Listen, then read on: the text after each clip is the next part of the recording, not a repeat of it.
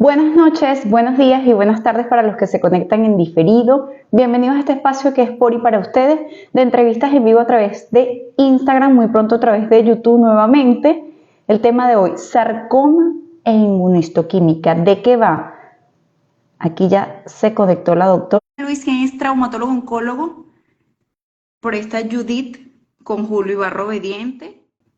Aquí está. Doctora, ¿cómo está? Doctorísima, bien, gracias, todo bien, gracias a Dios. ¿Cómo la trata el calor en estos días? Ay, no, horrible, horrible, horrible. Terrible, con calor, empegostada, pero bueno, un día a la vez como para todo. Un día a la vez.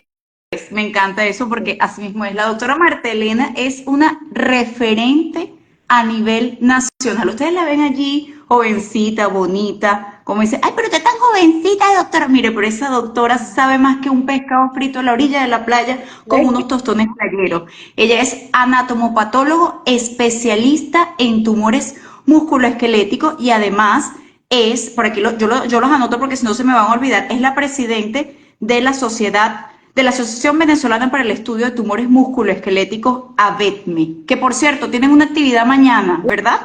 La tuvimos ayer, fue una actividad bien provechosa fue el primer taller en impresión 3D aplicado para oncología ortopédica, de la mano del doctor Manuel Brito, de la Grita Táchira, y de verdad que estuvo maravilloso. Pero mañana no tienen otra actividad. Mañana tenemos una reunión en la Trinidad que la hacemos los primeros lunes de cada mes, que de hecho en esta oportunidad, de la mano del doctor Pedro Carballo, vamos a tener una serie de charlas acerca de genómica aplicada a oncología. Y con la doctora Bruni, otra patóloga también especialista en biología. Ella es biólogo molecular, especialista en biología molecular, y bueno, también invitados cordialmente a esta reunión. Buenísimo, buenísimo. Yo voy a ir mañana a las 8 de la mañana, estaré allí como un clavel para escuchar. Yo he Entonces vamos tenido a la ver. oportunidad de escuchar a la doctora Bruni, quien es muy, muy buena. Sí. Muchísimas gracias, doctora, por decirme que sí a esta invitación. Este es un tema un poquito controversial que genera muchas dudas que para los pacientes. Yo le decía a la doctora que la mayoría de las personas que se conectan son pacientes y familiares de pacientes, pero que en este caso yo sentía, tenía un pálpito por aquí que me decía mi corazón que se iban a conectar varios médicos y ya he visto por allí. Lo que pasa es que Instagram lamentablemente ahora no me permite ver quiénes están conectados, pero gracias a los que siempre están allí. Empezando el live, ¿qué es un anatomopatólogo? Porque por ahí algunas personas creen que usted ni siquiera es médico, porque le ha pasado, me imagino, con los pacientes y Sí, los sí, familiares. total, porque fíjate, eso es una pregunta súper interesante que a mí me encanta que me la hagan, porque el anatomopatólogo es médico. O sea, siempre existe esa duda porque siempre nos asocian mucho con otro tipo de especialidades que, bueno, todas tienen su importancia dentro de todo este mundo de la salud, pero, por ejemplo, con todo lo que es laboratorio, bioanalistas, en este caso, este especialista que está detrás del microscopio también es médico. ¿Ok? El anatomopatólogo es el médico especialista que se encarga de hacer los diagnósticos. O sea, uno tiene un lunar, le quitan el lunar, lo mandan a que alguien lo estudie. Esa persona responsable de emitir un diagnóstico para que ese paciente vaya a un tratamiento, para que vaya a un seguimiento, para ver qué va a pasar con ese paciente, con esa lesión, lo hace el anatomopatólogo a través de un estudio microscópico del material, en unas laminitas, que seguro más adelante van a surgir preguntas sobre eso. Lo estudiamos y hacemos un diagnóstico. Entonces hay algo que también a mí me gusta mucho comentar, y eso son palabras de mi mamá, que también es patólogo y siempre se lo robo. Ella dice mucho que el patólogo es ese médico que está tras la cámara y además tiene el beneficio de saberse el final de la película. Entonces, muchas veces no es que se subestima, sino que no se conoce la especialidad, pero es importante tener en cuenta que esa persona responsable de lo que va a recibir ese paciente es lo que hace el anatomopatólogo, es el que firma ese informe para que ese paciente reciba un tratamiento. Qué importante el anatomopatólogo es. De hecho, nosotros en oncología médica, yo soy internista y cuando hacíamos la discusión de caso, terminaba el caso, bueno, este fue el resultado de la biopsia y lo enviamos a oncología. Y en oncología empieza todo con el resultado de la biopsia, como todo Hay cambia. un suspenso, hay siempre un suspenso. Y la biopsia fue, entonces hay un suspenso y después empieza el resto del camino del paciente. Total. Por aquí quería saludar a Isabel Gago Castillo, quien es radioterapeuta y oncólogo, y creo, amén, que también va a estar mañana en esas reuniones. Isabel, si te conectaste tarde, son los primeros lunes de cada mes. Imagínate tú lo que nos hemos estado perdiendo todo este tiempo. Por ella está aprendiendo sobre el cáncer, que es el doctor Juan Samamé, quien es oncólogo, es invitado nacional, internacional recurrente de estas entrevistas en vivo. Y por allí estaba la doctora Alejandra Bañol, porque yo estoy ahorita como un muchacho con juguete nuevo. Yo estoy aquí con mi termo que dice doctora Almonte Madrina, porque me ¡Ay, qué cogieron junto con la nota! doctora Lorena León y con el doctor Juan José como madrina. Y mire, yo no quiero tomar Ay, agua, no, ni quiero no, tomar más nada en claro. ninguna otra No, parte. no, no, Yo no. todo lo voy a Se tomar aquí toma hasta que ahí. esto se deshaga. Y cuando se deshaga, lo vuelve a mandar a poner. Os voy a volver a mandar a poner tal cual. Fíjense la importancia del anatomopatólogo. Usted es especialista en tumores musculoesqueléticos. Correcto. ¿Eso quiere decir que no todos los anatomopatólogos ven todo o sí pueden ver todo? Correcto, fíjate, una pregunta bien interesante, porque el anatomopatólogo como especialista, nosotros estamos en la capacidad de ver una amplia gama de patologías, pero a lo largo de los años, y esto no siempre fue así en realidad, pero gracias a Dios ha venido refinando mucho esta idea, así como en el resto de las especialidades tenemos el neumonólogo, el que ve los pulmones, tenemos el cardiólogo, el especialista en el corazón, tenemos al traumatólogo, el especialista en los huesos, todo eso. En anatomía patológica esto ha tenido un advenimiento y un auge y un empuje importantísimo porque definitivamente necesitamos que los patólogos se especialicen, porque cada área tiene un área de experticia y tiene una cantidad de variaciones que es imposible saberlo todo y eso es humano, o sea, es imposible que uno sea especialista en todo. Entonces lo ideal es que cada patólogo, hay patólogos quirúrgicos excelentes que tienen bastante conocimiento, pero muchos patólogos hemos decidido como ahondar o específicamente dedicarnos a un área aislada de la anatomía patológica. Si existen patólogos especialistas en patología mamaria y son centros de referencia, patólogos especialistas en hematopoyético y patólogos especialistas, por ejemplo, en musculoesquelético. En este caso, yo decidí esa rama, es una rama bien amplia, pero efectivamente estamos capacitados para ver una amplia gama de patologías, pero somos especialistas, los que decidimos hacerlo, en pequeñas áreas para poder brindar los mejores conocimientos posibles, actualizarnos en esa área específica, porque actualizarse en todo, pues realmente uno debe mantenerse al día, pero ser experto en todo, pues yo creo que humanamente no es posible. Entonces, efectivamente, estamos calificados, pero nos especializamos en áreas específicas. Y menos en la parte de oncología que se actualiza. De hecho, yo Correcto. el, el pasado 27 de abril tuve la oportunidad de dar una ponencia sobre tumores de vías biliares y ya la mitad de la ponencia está desactualizada porque el viernes dieron 2 aprobaciones nuevas y dije, ok, ya lo que di, menos mal fue el sábado pasado, dije, Exacto, porque es que no había salido. que no había salido todavía. Por aquí quería saludar a Zulay Parra, está la doctora María Angulo, pero se me fue el comentario que dice que usted está en el top 3 de las médicos que la formó, ella es anatomopatólogo en Valencia, tuve la oportunidad de hacer un Ay, live ¿cómo con ella, no? la recuerda la doctora Criser, que es oncólogo, está por aquí Peinada Hungría, está Leonela, Dios te bendiga, Leonela. Ahora bien, ¿qué es una biopsia? ¿Qué es una biopsia y qué es una citología? Porque son términos que a veces los pacientes confunden y les digo, no, mira, pero es que esto es una citología, hay que tomarle una biopsia. ¿En qué se diferencian? Sí, fíjate, el estudio de biopsia es tejido, o sea, es tejido, es un tejido que extraen para ser estudiado macroscópica, que es lo que vemos al ojo desnudo, al ojo pelado, por decirlo de una manera bien sencilla, y microscópica, es un fragmento de tejido.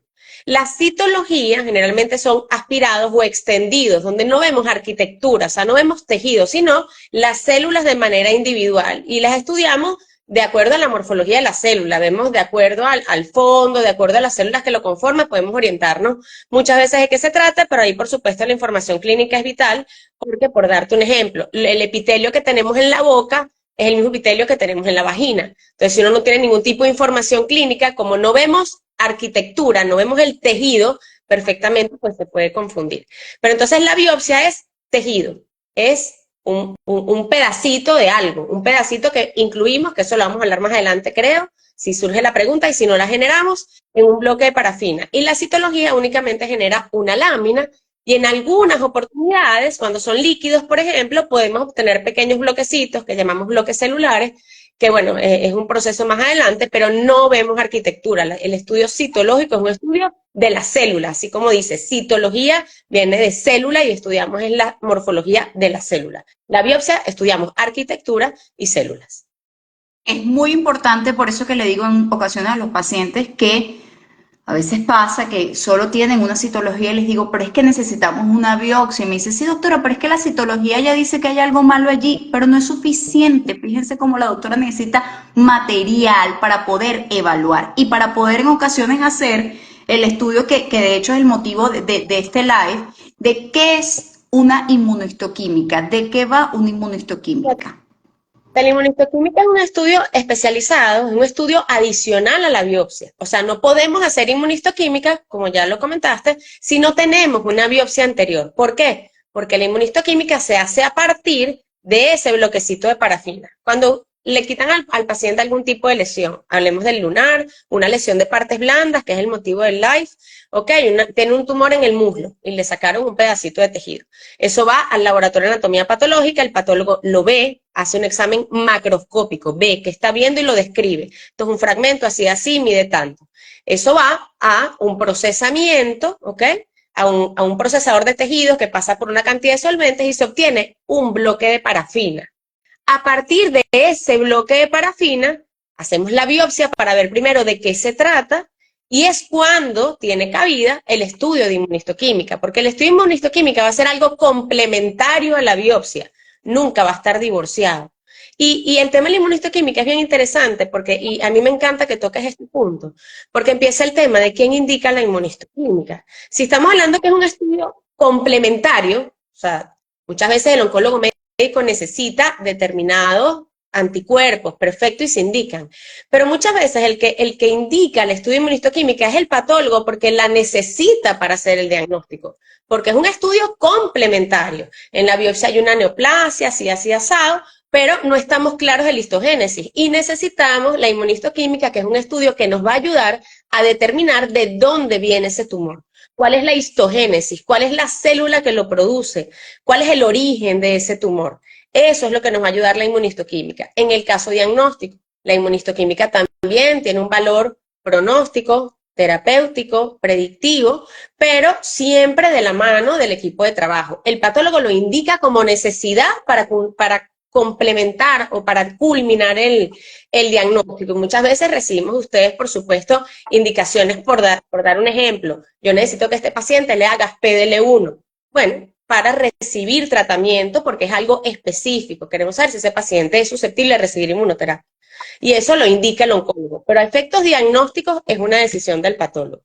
Porque hay muchas lesiones que a veces llegan, estudio de inmunistoquímica, no la requiere, porque el estudio es morfológico. Morfológico quiere decir que con el estudio de la biopsia podemos perfectamente hacer el diagnóstico sin hacerle al paciente hacer ese gasto. Muchas veces el paciente, no, pero es que yo la quiero. Señora, pero es que no lo necesita. O sea, yo siento que ahorita tenemos que pensar mucho en esa parte. No lo necesita. Es un gasto innecesario. Lo puede utilizar para otro tipo que en el camino de su enfermedad necesitan hacer un montón de cosas.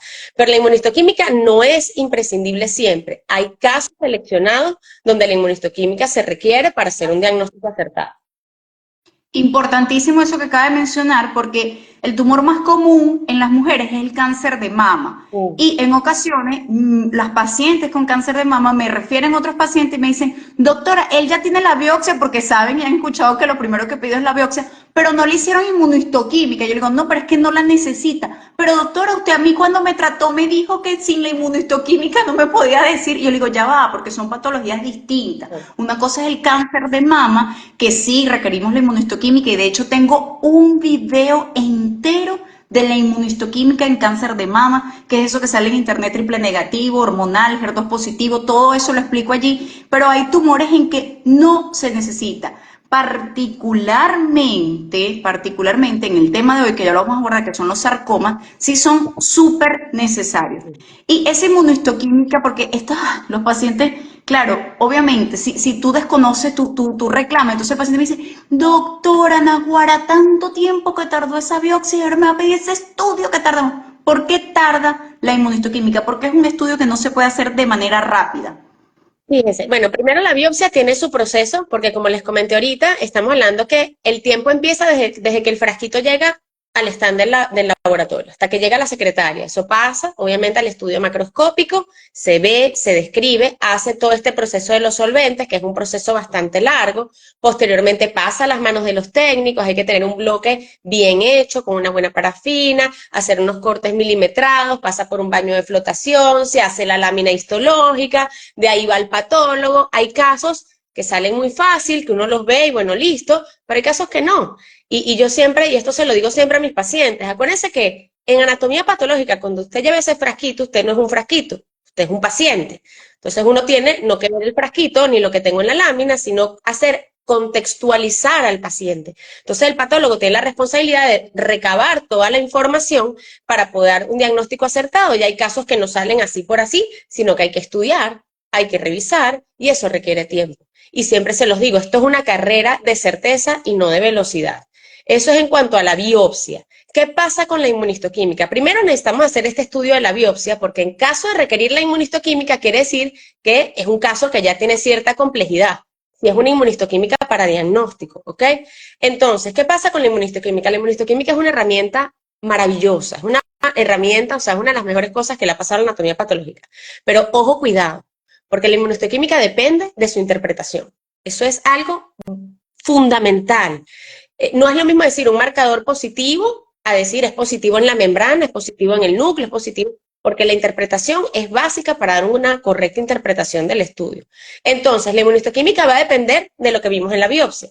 Y la inmunistoquímica se hace por paneles. ¿Qué quiere decir esto? En la inmunistoquímica se piden anticuerpos. ¿Qué son anticuerpos? Anticuerpos son determinados marcadores que solicitamos que van marcando diferentes cosas. Por ejemplo, vemos si es algo epitelial, hacemos citoqueratina si tenemos esa duda. Si pensamos que es algo mesenquimático, como el caso de los sarcomas, pedimos vimentina, que es para estudio mesenquimático. Si pensamos en algo muscular, se hacen marcadores para músculo, liso, esquelético, neurales, adiposo, tasas de proliferación. Y eso no podemos hacerlo todo de un solo golpe, porque nos vamos a confundir. Entonces tenemos que hacer primero, bueno, yo pienso que esto puede ser algo de músculo liso. Hago un panel básico. De acuerdo a ese primer panel básico, que tarda, la corrida tarda por lo menos 2 días en procesarse y luego interpretarla, de acuerdo a ese panel básico se pide un segundo panel. Entonces hay que esperar otra corrida para, de acuerdo a lo que viene en el primer panel, hacer un segundo. Y a veces un tercero y a veces un cuarto. Entonces todo depende de cómo va saliendo el estudio para orientarlo de manera adecuada. Porque muchas veces si pedimos los anticuerpos a lo loco, y no sabemos lo que estamos buscando, nos queremos comer las láminas, porque no sabemos qué hacer con ellas. Entonces, depende mucho de la interpretación de los anticuerpos y eso depende de cómo se solicitan. Entonces, por eso es ideal que este tipo de inmunistoquímicas lo haga gente experta para saber qué vamos a pedir y cómo lo vamos a interpretar. Pero ese es el motivo por el que tarda tanto, porque no podemos hacer todo una sola vez, sino que lo vamos haciendo por partes. Ese es el motivo de la tardanza de ese estudio. A veces salen en una semana, pero a veces no. Es muy importante porque de ahí vamos a definir parte del tratamiento. La doctora dijo esta frase, yo me la voy a robar definitivamente y la voy a poner en Instagram. Carrera de certeza y no de velocidad, porque así mismo es. Nosotros estamos haciendo lo mejor posible con las herramientas que tenemos. Y a veces el paciente dice, pero es que sí, sabemos la premura de tratar a un paciente, pero no queremos no ser asertivos en el tratamiento porque eso se llamaría negligencia médica, aquella cosa que ninguno quiere. Ahora, doctora, bajo el término sarcoma, ¿qué se engloba? Porque el término sarcoma engloba, de por sí ya la palabra cáncer engloba un conjunto grande de enfermedades que no todas son iguales, por favor.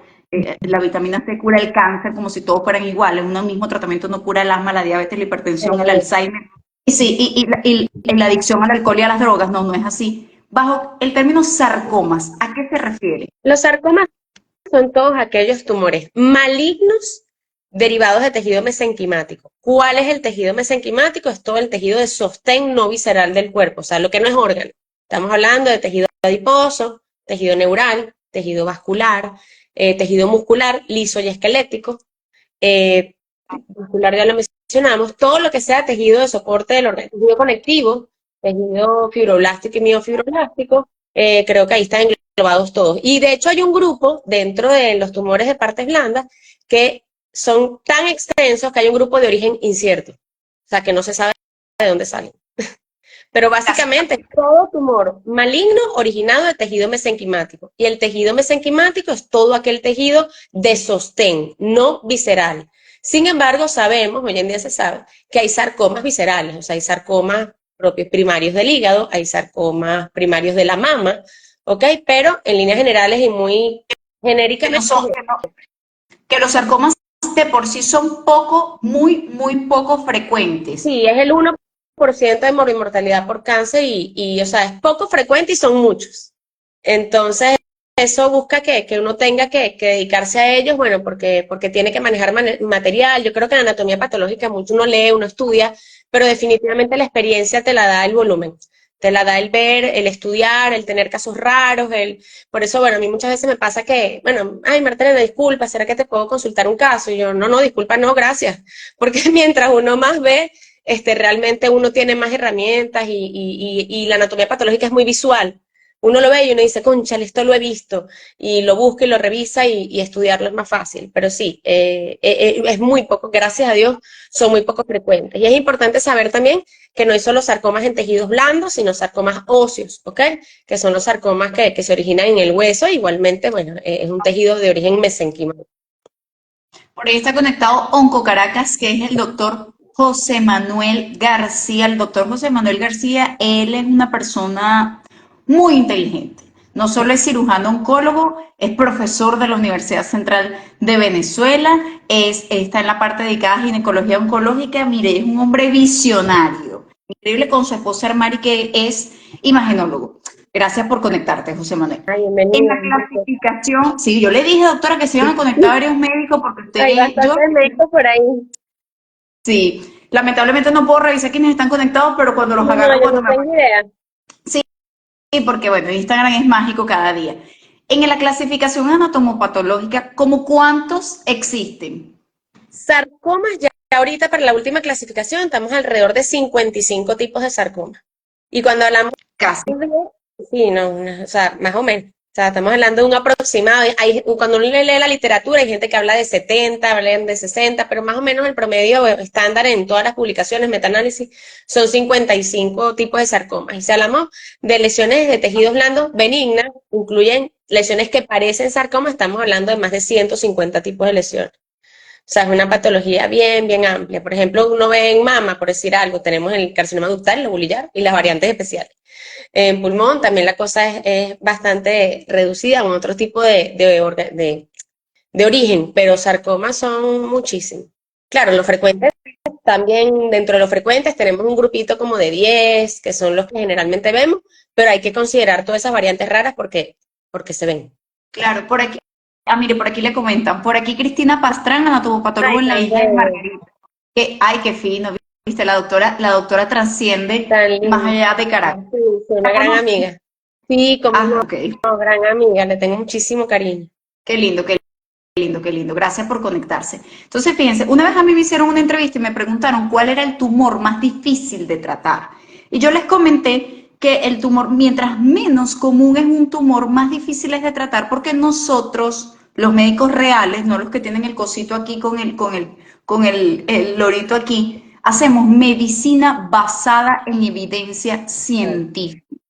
Yo hago, no lo que yo, en esto de una paciente me puso, si usted lo dice, lo creo. Yo le puse, no lo digo yo, lo dice la ciencia. Entonces me puse, bueno, sí, doctora, usted me entendió, porque ellos saben cómo soy yo más o menos. Entonces, ¿qué pasa? La medicina basada en evidencia científica significa que se utilizó en un grupo grande de pacientes con las mismas características, un medicamento en particular, y se demostró que sí funcionaba. Ayer le decía a un paciente que tiene un cáncer de próstata, que recibe la inyección, tiene varios nombres, leuprolide, deocapeptil, Soladex, triptoreline, tiene varios nombres. Le decía, ¿por qué sabemos que funciona? Porque agarraron un grupo grande de pacientes y no se la colocaron, agarraron un grupo grande de pacientes y se la colocaron, tenían las mismas características, la misma edad más o menos, los mismos tipos de lesión, la misma número de metástasis, los mismos órganos, y evaluaron en el tiempo que los que recibieron la inyección duraron más tiempo para que la enfermedad avanzara. y que esa diferencia con este grupo se asoció al uso de la inyección. Entonces, eso requiere un tiempo de evaluación y requiere una estadística. Eso se hace en un grupo grande de pacientes. Cuando un tumor no es muy común, como es Claro. este caso, que no es común y existen muchos de ese tipo, es complejo tener una estadística grande de ese mismo tipo de sarcoma en particular. Y es por eso la complejidad a la hora de tratar a los pacientes. Y es por eso la necesidad de la inmunohistoquímica a la hora de tratar esos pacientes. Doctora, ¿qué significa esa frase que, mire, esto es un dolor de cabeza para todos nosotros? Muestra insuficiente. Fíjate, eso, de hecho, bueno, yo muchas veces siempre hago cosas descriptivas porque insuficiente es aquella biopsia que definitivamente no tenemos el material que permita correlacionarlo con la clínica y las imágenes que existen del paciente. Hablando particularmente en sarcomas, que usamos mucha imagenología, ya que estamos en el tema de sarcoma específicamente, nosotros nos correlacionamos mucho con la imagen, tanto en hueso como en tejidos blandos. Para mí, cuando una biopsia es insuficiente, cuando yo no estoy viendo en la biopsia algo que pueda correlacionar con la imagen. A veces tenemos material, porque típico que el médico me dice, pero si los cilindros eran buenísimos. Yo saqué cuatro cilindros buenos, Martelena, o sea, eso es imposible. Eran 4 cilindros blancos, duros. Yo sí, perfecto, blancos duros que tienen fibrosis, que tienen un componente vascular, que tienen tejido adiposo, pero en la imagen estoy viendo una lesión así asado, encapsulada, grande, de 15 centímetros, que es isointensa con el músculo, no se correlaciona con lo que tengo en la biopsia. Entonces yo, más que insuficiente, me gusta hablar de material no correlacionable con la clínica del paciente. Se sugiere insistir en el estudio, porque puedo tener material, ¿no? Yo lo tengo, o sea, yo tengo material. Tengo sangre, tengo tejido adiposo, tengo vasos, tengo todo eso, pero no está acorde a lo que yo estoy viendo que el paciente puede tener. Por eso muchas veces cuando no hay imágenes o no hay mucha información, pues uno es muy descriptivo y a los médicos no les gusta, pero es que yo no me puedo aventurar a de repente decir algo si no tengo toda la información a la mano.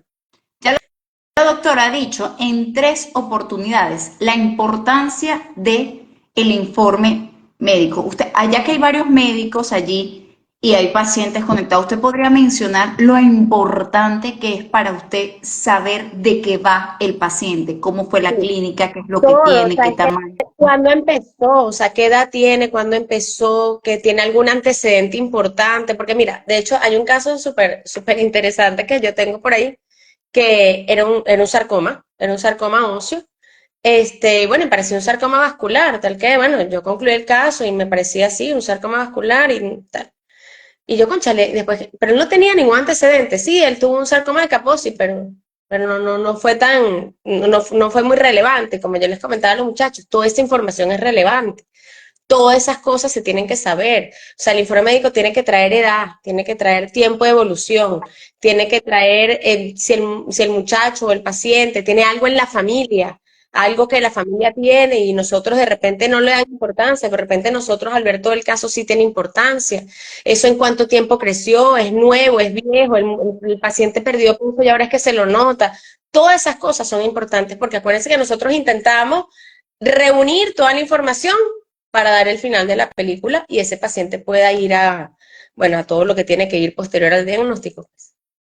Al igual que los estudios de imagen son súper Sí, importantes para usted. importantísimo, importantísimo, sobre todo, bueno, en partes blandas a veces, bueno, uno no es imagenólogo, ojo, eso es importantísimo, no es que uno haga intrusismo ni nada de eso, pero uno sí tiene que tener cierta formación porque a la hora de interpretar la biopsia, pues eso definitivamente es vital porque, bueno, ocurren interpretaciones inadecuadas porque precisamente si no tenemos esos estudios a la mano para ver si ese caso pues se correlaciona o no con esa imagen. Es definitivamente vital. En partes blandas no lo sabemos interpretar muy bien, pero siempre lo vemos.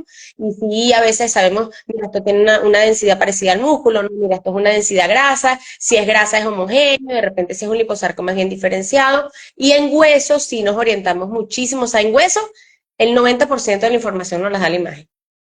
Imagínense.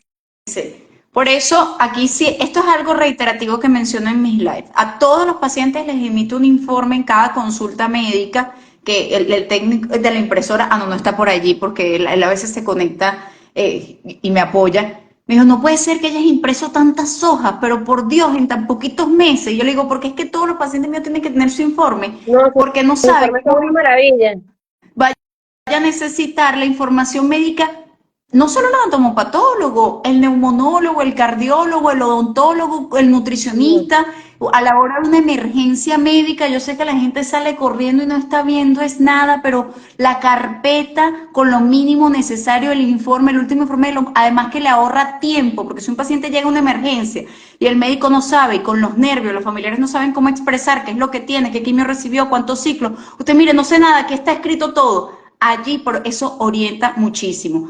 Y los estudios de imagen, que yo sé que los pacientes a veces, claro, hay una parte en la situación económica, pero en ocasiones necesitamos resonancia y sí, también entonces necesitamos tomografía y sí, también entonces necesitamos el eco, porque es que cada estudio tiene una cosita que se llama sensibilidad y especificidad. La capacidad de decir que sí es y la capacidad de decir que no es, que sí es algo maligno y que eso maligno es por esto y que no es algo maligno porque entonces no sé, otra cosa benigna, bien sea entre todos los diagnósticos diferenciales que puedan haber. Entonces, los estudios de imagen son fundamentales y más los sarcomas, que ya la doctora lo dijo, todo aquel tejido, no, imagínense ustedes, todo prácticamente. Entonces, ¿qué pasa? Puede tener muchísimas sintomatologías diferentes, desde un tumulto, una pelota, desde una bola en una extremidad, hasta un dolor, una pérdida de peso. Por eso es que si el paciente tiene síntomas, que es lo que le digo, ustedes no tienen que saber que las evacuaciones negras son producto de un sangrado gástrico, no tienen por qué saberlo porque no son médicos,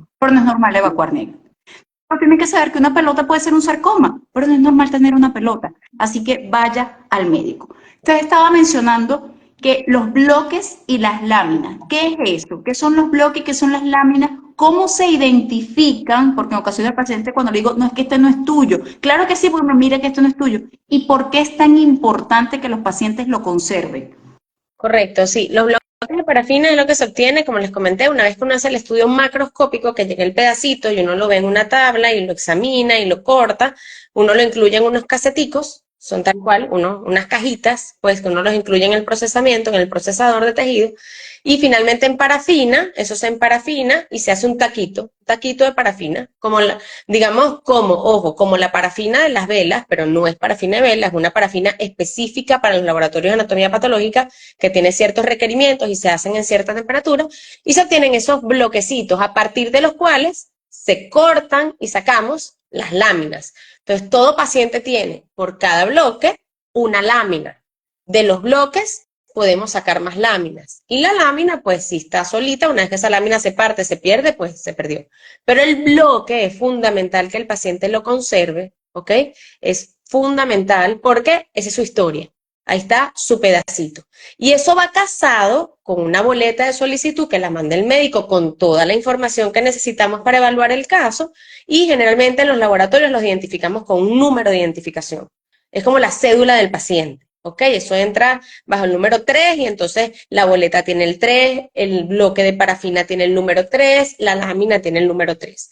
Todos tienen que tener el número 3 para saber que eso pertenece a Martelena Costa, cédula tal, de tal edad.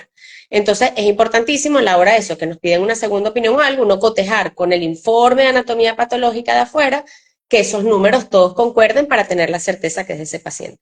La importancia de conservar ese bloque es porque puede pasar que dentro de 3 años a ese paciente le sale otra lesión y le dicen, no, es que yo hace 3 años tuve algo ahí también. Ah, bueno, ese tiene que traer ese algo. ¿Por qué? Porque hay que ver si esto es una lesión nueva diferente o si efectivamente es otra vez la misma lesión. Y la única manera de saberlo es viendo ese tejido de antes. Mucha gente pregunta, ¿pero cuánto tiempo dura eso? El tejido embebido en parafina dura toda la vida, siempre y cuando se mantenga bajo temperaturas adecuadas. Ojo, la parafina, si bien no es una parafina de vela, sufre las mismas injurias con el calor. Si esto está en calor, se derrite. A mí me han llegado bloques todos pegados de que la gente los deje en el carro. Entonces, no pueden estar a altas temperaturas porque se derrite. Y al derretirse, el tejido que está dentro, que es el pedacito de la lesión, pues pierde esa capa protectora de la parafina y se daña. Entonces lo pueden mantener en una temperatura ambiente. en un closet fresco, en un sitio en la cocina, en un sitio donde no tenga mucho sol, donde no tenga mucho frío, y eso se puede mantener perfectamente para en un futuro de requerirse, podérselo llevar a ese patólogo que va a evaluar la nueva lesión, y a partir de ese bloque uno obtiene las láminas histológicas. ¿Qué se me partió la lámina? Bueno, no es lo mejor, pero no es tan grave, porque a partir del bloque podemos sacar láminas nuevas. Entonces el bloque tiene que cuidarse, bueno, como uno cuida la cédula. Recomienda que lo introduzca en algún recipiente para evitar que de repente algún insecto transcurra encima de él. No pasa nada porque esas parafinas son bien resistentes, pero por ejemplo, yo sí he visto mucho y lo hacen los pacientes y no me parece mala idea que los meten en Urolabs. Entonces es más fácil incluso transportarlo. O en una bolsita Click, por ejemplo. Es exacto, un recolector de orina. Pero sí, el bloque de parafina es algo que hay que preservar para futuro. De repente, en nombre de Dios, más ves un lunar y más nunca no pasó nada. Pero generalmente, ¿qué es lo ideal en realidad? Que esos bloques queden resguardados en los laboratorios de anatomía patológica. Porque tienen las condiciones para resguardar los materiales, porque bueno, claro, los laboratorios de anatomía patológica también tienen un tiempo de almacenamiento, ¿no? Generalmente los bloques de parafina se guardan por 10 años, es el promedio que la ley exige, 10 años de guardar el material. Si un paciente, o sea, tiene una lesión de hace 15 años, muy probablemente ese bloque de parafina no va a estar. Pero si es una lesión que recae a los 15 años, pues bueno, de repente ya es un segundo primario y no tenga que ver con esa lesión previa. Pero de guardarlo en casa, esas son las recomendaciones y sí, es vital que ese bloque exista. Fíjense la importancia y como la doctora dice lo del enumerarlo, porque pasa tal vez no con tanta frecuencia, pero ocurre que en poco tiempo hay que hacer una misma biopsia a un mismo sitio y si no se identifica con el número, no vamos a poder saber entonces cuál es. Sobre todo, por ejemplo, aquí no es el tema ahorita, pero cuando pasa en mama, que hay que pedir una nueva inmunohistoquímica, si no tenemos los números de esos bloques, entonces no sabemos a cuál bloque le vamos a pedir la inmunohistoquímica y por esto es fundamental esa identificación. Doctora, y le llegan muchas segundas opiniones, que ese término es como fuerte, de otras inmunohistoquímicas. Sí, sí me llega mucho y fíjate, eso es bien interesante porque muchas veces me llega eso, el caso con las láminas de inmunistoquímica de otro centro para una segunda opinión.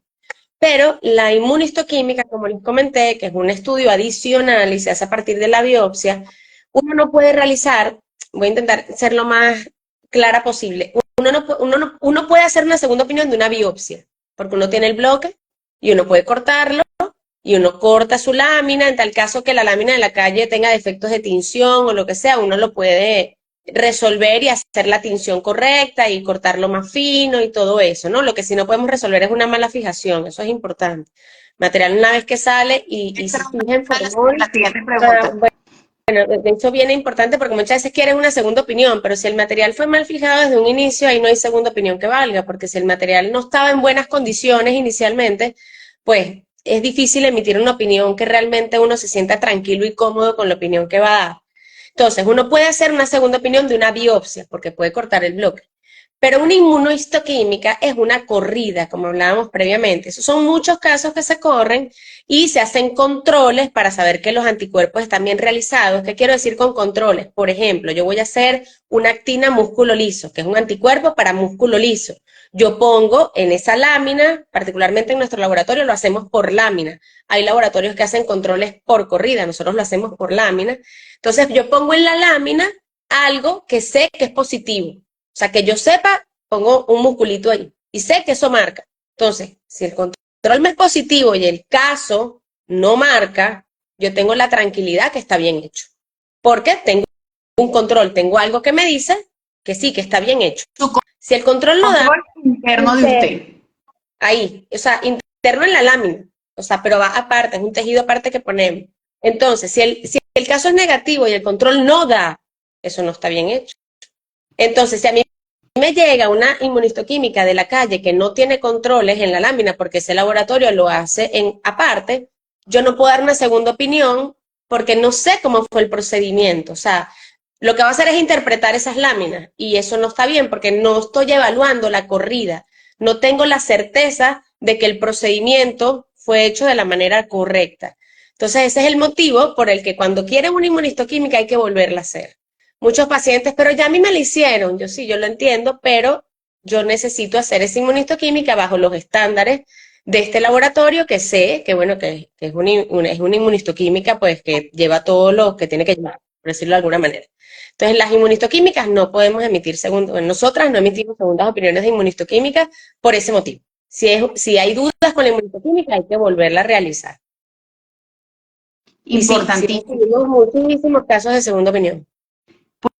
Por aquí quiero saludar a Imágenes Torácicas, que es la doctora Cecilia Ferrario, que es de Argentina, y que miren, me dijo que sí para un live en junio. Yo estoy así como con el termo mío que voy a volver a tomar aquí así, Para que la tome una foto. para que se vea. Sí, entonces muchísimas gracias a la doctora que se conectó por allí, la doctora Cecilia, que pronto voy a hacer un live con ella, quien es radiólogo y de verdad tiene un Bueno, ahí contenido voy a estar. muy... Ah, Y ahí seguro voy a estar, porque me encanta ese tema. tiene un contenido que de verdad yo lo utilizo mucho para todas, sobre todo las imágenes en tórax que son tan complejas. De hecho, debería ser no solo el live de eso, sino también hablando de lo difícil que es poder evaluar una respuesta en un paciente con tumor de pulmón. Fíjese, le pasa, doctora, que tiene el diagnóstico, tiene diagnóstico anatomopatológico porque ya le pudo hacer lo que es el estudio de la biopsia, por así llamarlo, y que el material es insuficiente, pero esta vez para hacer una inmuno y tenemos que pedir otra biopsia. ¿Le ha pasado? A ver, que ya tenga diagnóstico, pero el material no alcanza para la inmuno. Tal Esa es cual, la pregunta. tal Sí, cual. muchas veces sí ha pasado. Hay casos que, por ejemplo, por dar un ejemplo, y de repente salimos un poquito del sarcoma, una metástasis en hueso.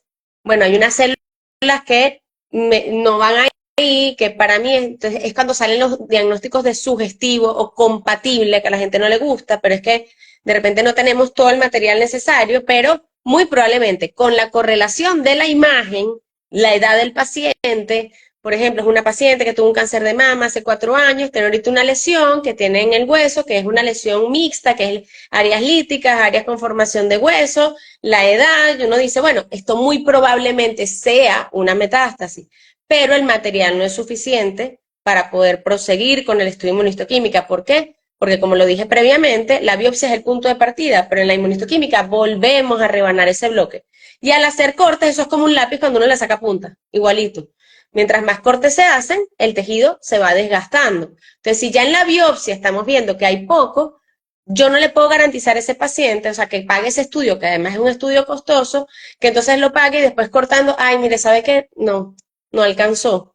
Entonces, muchas veces uno sugiere realizar, o sea, muy probablemente sea una metástasis de mama, pero el material no es suficiente para inmunistoquímica, para hacer los cortes adicionales. O se les ofrece una inmunistoquímica reducida. Vamos a hacer un par de anticuerpos para confirmar que es mama. Pero, por ejemplo, en mama, que uno tiene que hacer todos estos marcadores para tratamiento, que se hacen receptores hormonales, HER2, KI, si es un triple negativo le hacemos PDL1, entonces son un montón de anticuerpos que no tenemos la garantía que vamos a tener el material y es cuando se sugiere una nueva biopsia para completar el estudio de inmunistoquímica.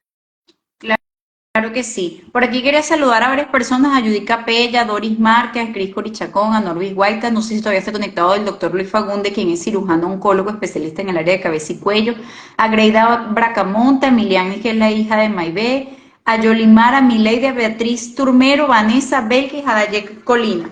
Fíjense, la doctora había mencionado previamente que, bueno, que en ocasiones la muestra que ella tiene no tiene todo el material y que la llaman y le dicen, pero no es posible, si yo saqué 4 cilindros y estaba todo. Yo les digo al paciente que pasa a veces con mamá, que es imposible que uno hable solo de un tema cuando uno es médico Sí, y no. habla tanto Sí, de sí. todo lo que es cáncer. Que me pasó con una paciente que le tomaron la biopsia, no salió nada, pero la imagen en la mamografía era muy sugestiva de ese, le tomó una segunda biopsia, no salió nada. Entonces ya la paciente cuando iba a la tercera biopsia dijo como que, pero entonces pareciera que ustedes quisieran que yo tuviese algo allí. No, pero es que la imagen era muy sugestiva de malignidad, la mamografía, el eco mamario, hasta que esa tercera biopsia definitivamente dio el diagnóstico y gracias a Dios se pudo tratar, amén, amén, amén, está bien y seguirá bien. Yo le decía al paciente que un tumor no es 90%, perdón, no es 100% tumor, no es 100% 100% tumor.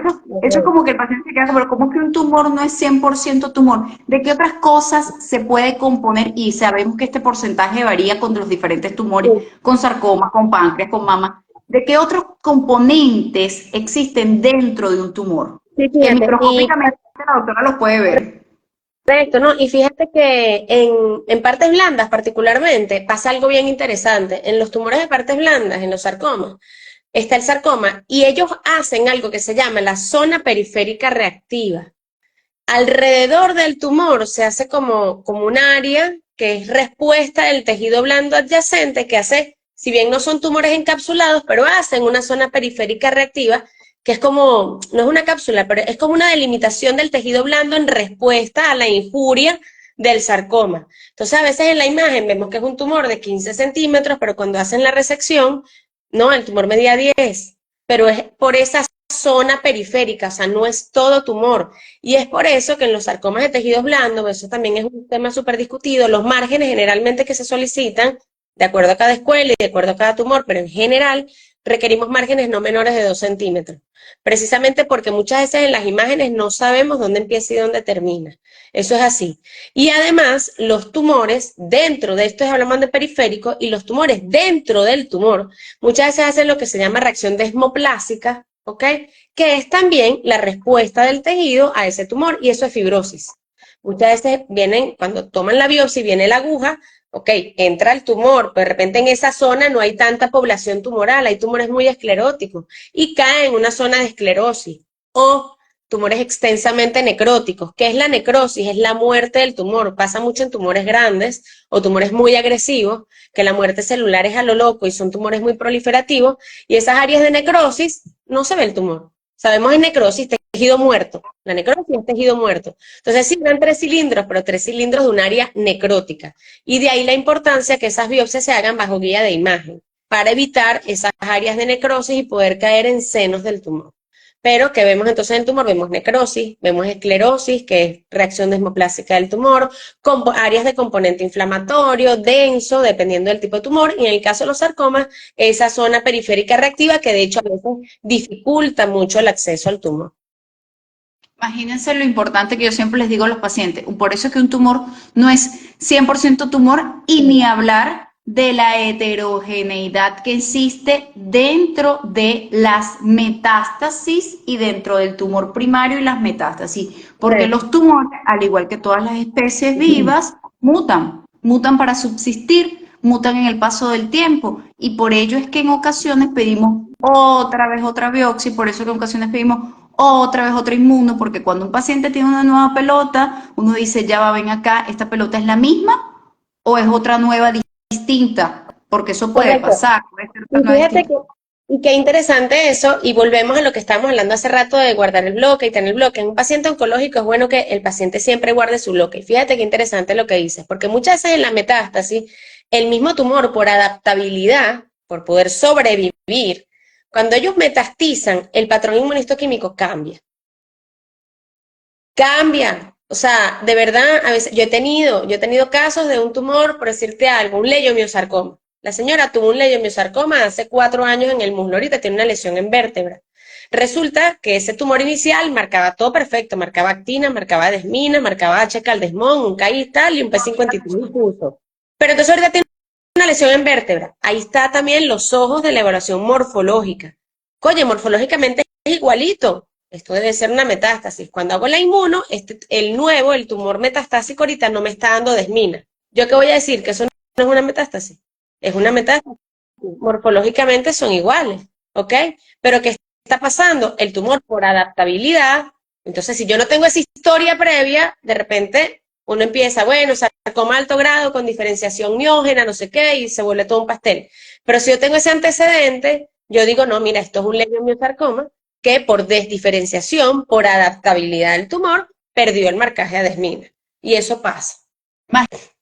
Imagínense ustedes, todo lo complejo ojo, la doctora lo está haciendo de la forma, y nosotros lo estamos haciendo de la forma, digamos, más somera para que sea entendible, pero es Es un tema complejo. es muchísimo más complejo. De hecho, A mí me encanta la doctora porque además que ella es demasiado bella, inteligente, guapa, empoderada, linda, preciosa. Tiene una forma, pero es que lo es, doctora, y eso es carácter. Yo sé que yo idealizo a las personas. Yo estoy consciente, tengo ese problema, yo lo he estado trabajando en terapia, pero lo que yo pienso lo pensamos todos los que la ven, entonces no pueden todos estar tan equivocados. La Tierra es redonda en No, esta gracias, dimensión. imagínate.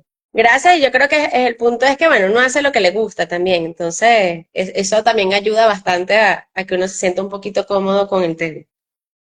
Total, por aquí menciona María Elena Viloria de Ay, Alvarado, menciona, tan bella. saludos Marcelena, muy buena la charla, estas cositas prácticas y básicas son muy importantes. Por aquí menciona también a Bueno, la nona feliz que siempre me acompaña, gracias, maravillosa la información que presentan, gracias por apoyar. Por aquí menciona Emperatriz Desiree, buenas noches mi doctora Francesca, ¿qué ven tema de esta noche? Claro que sí, siempre los invitados, como siempre les digo a los pacientes, medicina basada en evidencia científica. Doctora, hay varios pacientes y familiares de pacientes, si le quiere decir algo en particular a ellos, hay varios médicos también conectados, si quiere decir alguna recomendación final para los dos grupos, por separado, por junto, como usted quiera. sí, fíjese, bueno, primero la doctora Marilena Viloria, que la comentaste, un excelente patólogo en Maracaibo y especialista en inmunistoquímica. La doctora, bueno, tiene muchísimos años de experiencia y, bueno, una patólogo de verdad que fenomenal. En cuanto, y todos los demás que nos acompañaron, bueno, por supuesto, los quiero muchísimo, de verdad que estoy feliz que nos acompañen. Estos son temas complejos, lo intentamos hacer lo más digerido posible. En cuanto al mensaje para los pacientes, lo único que les digo es que es importante que el material, de acuerdo a lo que se trate, lo maneje un especialista. Y cada patólogo también y en nosotros, en nuestro mundo, por ejemplo, yo tengo una lesión que sea una lesión que sea de un hígado, cónchale, yo sé a quién se lo va a mandar porque yo no soy especialista en eso. Entonces tenemos que también tener la entereza y el profesionalismo de admitir y asumir lo que debemos resolver y lo que no. Entonces, al paciente lo que le digo es que busque el especialista en el área de interés, en el área de su aquejo. Y siempre en caso de dudas, en caso de inconvenientes, siempre hablar. El patólogo está ahí. El patólogo no lo ven, pero el patólogo está completamente dispuesto a escucharlos y atenderlos y a entender cualquier inquietud que tenga el paciente en cuanto a su material, porque ese es su material. Y en cuanto a los médicos, bueno, lo único que les pido es eso, trabajar juntos. Yo creo que la única manera de que nuestros pacientes reciban el tratamiento y el cuidado o el seguimiento es que nosotros trabajemos como equipo. Muchas veces, no dan la información a ver qué te parece.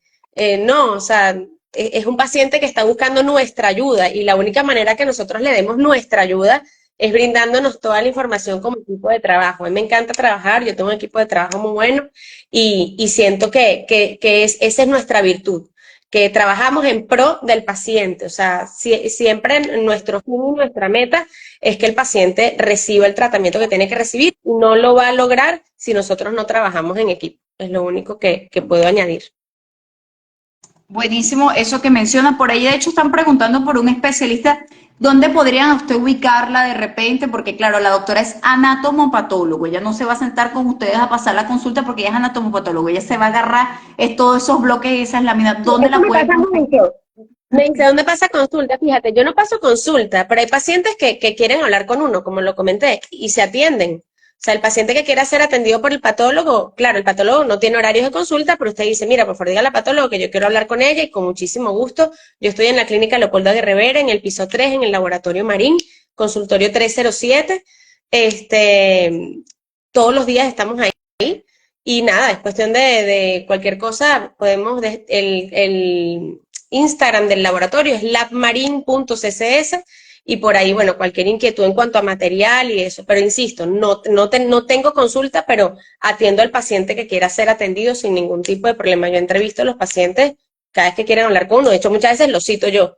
Si es un paciente que no tengo la información clínica completa, que no hay manera de conseguir al médico tratante, bueno, hay que hablar con el paciente y hablo con ellos y estoy completamente abierta a recibirlo.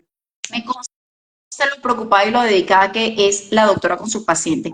Quería acotar dos cositas que quería resaltar allí que me encantó lo que la doctora mencionó. Uno, que así como tan importantes son los bloques y las láminas previas, es muy importante los estudios de imágenes para nosotros los médicos. No tienen idea, yo sé que no es el tema aquí, pero qué importa, los que me están escuchando, quiero que les llegue el mensaje La tuberculosis existe todavía y mucho. Y el COVID dejó unas secuelas en el pulmón muy importantes. Entonces, cuando yo veo a una paciente con un cáncer de mama, con un nódulo en el pulmón, yo necesito encarecidamente los estudios que le hicieron previamente, porque si ese nódulo ya estaba, yo me quedo tranquila, respiro y digo, esta paciente no es metastásica, pero si no estaba, yo le tengo que hacer un seguimiento y ver incluso si le tengo que colocar otro tipo de tratamiento. Así que los estudios de imágenes previos, todo lo previo del paciente es importantísimo, por eso siempre digo en mi consulta, lleven todo, si tienen la partida de nacimiento, también llévenla, por favor. Y fíjense la importancia que la doctora dice, mire, cada quien tiene su área de especialidad y me pasa muchísimo que se los he dicho, he hecho varios lives con fisiatras, con fisioterapeutas, con la doctora Mónica Luciani, con el doctor Ángel Núñez, hice la segunda jornada de orientación para pacientes oncológicas completamente gratuita con un médico osteópata. Todo paciente puede ir a rehabilitación y a fisiatría, todo, incluyendo el que tiene metástasis ósea, incluyendo el que está fracturado, porque lo van a educar para saber cómo van a hacer los movimientos y cómo no los va a hacer para evitar más fractura, para evitar exacerbaciones del dolor y en el caso del encamamiento para evitar las escaras, que son aquellas úlceras que aparecen por presión. Entonces, ¿qué pasa? Que no todos manejan la parte oncológica y en vez de decirle, no, mira, yo no manejo esto, le dicen, no te puedes hacer nada cuando no es así. Entonces hay que buscar profesionales que estén abocados en esa área. Doctora, infinitamente agradecida con usted, la volveré a fastidiar, a molestar en algunos meses con otro live. Cuando quieras, bueno, yo estoy súper agradecida por la invitación y bueno, siempre dispuesta a que conversemos cualquier tema que sea de interés bueno, para los que tengan alguna duda. Claro que sí, como mensaje final les dejo aquí, trabajar en equipo divide el trabajo y multiplica los resultados. Y eso es lo que se logra cuando se trabaja con profesionales tan bellas, inteligentes, guapas, preciosas y exitosas y empoderadas, palabra del siglo XXI, la doctora Marta Elena Costa Marín. Muchas gracias a todos los que se conectaron. Nos vemos el próximo domingo a las 8 de la noche. Que pasen buenas noches.